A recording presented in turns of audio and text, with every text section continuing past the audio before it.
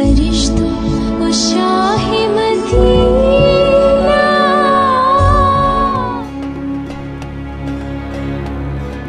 ঢেকে রাখার জন্য মানুষের তিরস্কার ও শত সমালোচনাকে পিছনে ফেলে সবাইকে মুগ্ধ করলেন অস্কারজয়ী সঙ্গীত শিল্পী ও গায়ক এ.আর রহমানের কন্যা খাদিজা রহমান। বোরখা পরার জন্য সামাজিক মাধ্যমে কম কথা শুনেননি তিনি, তবে এইসব সমালোচনাকে দূরে ঠেলে দিয়ে দুবাই এক্সপো 2020-এ খাদিজা তার প্রাণবন্ত কণ্ঠ দিয়ে সবাইকে অবাক করে দিয়েছেন।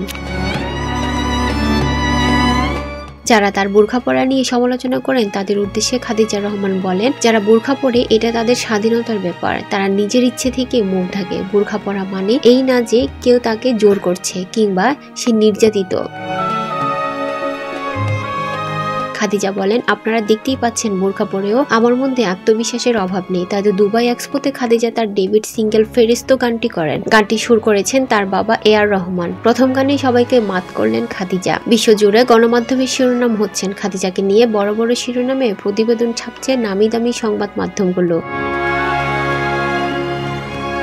এর আগে 2019 সালে স্লামডগ মিলিয়নিয়ারের একটি অনুষ্ঠানে বোরখা পরে যাওয়ায় ব্যাপক সমালোচনার মুখে পড়েন খাদিজা রহমান। তার কথাগুলো সবাই পছন্দ করলেও সামাজিক মাধ্যমে তার মুখ ঢাকা নিয়ে ট্রল শুরু হয়ে যায়। এমনকি বিতর্কিত লেখিকা তসলিমা নাসরিন তখন খাদিজাকে নিয়ে বলেন, এ.আর রহমানের মেয়ের বোরখা পরা দেখে নিজের দম বন্ধ হয়ে আসছে। জবাবে খাদিজা তার ইনস্টাগ্রাম অ্যাকাউন্টে লেখেন, প্রিয় তসলিমা নাসরিন, আমার পোশাকের জন্য আপনি শ্বাসরুদ্ধ বোধ করছেন, এতে আমি দুঃখিত। অনুগ্রহ করে তাজা বাতাস নিন, কারণ আমি আদৌ সাফোকেটেড অনুভব করছি না, বরং আমি যা করছি তার জন্য গর্বিত। নারীবাদের প্রকৃত অর্থ কি তা গুগলে একবার দেখে নিন, কারণ সেখানে অন্যান্য নারীকে হেয় করা বা তাদের পিতাদের এই ইস্যুতে নিয়ে কোনো কথা বলছেন না। এছাড়া আপনার পর্যবেক্ষণের জন্য আমি তো আপনাকে কোনো ছবিও পাঠাইনি। গত বছরও রহমানের মেয়ে খাদিজার বোরখায় মুখ ঢাকা নিয়ে কথা উঠছিল, তবে সেবার সাহসী জবাবে সোশ্যাল মিডিয়ায় ট্রোলকে থামিয়ে দিয়েছিলেন রহমান স্বয়ং।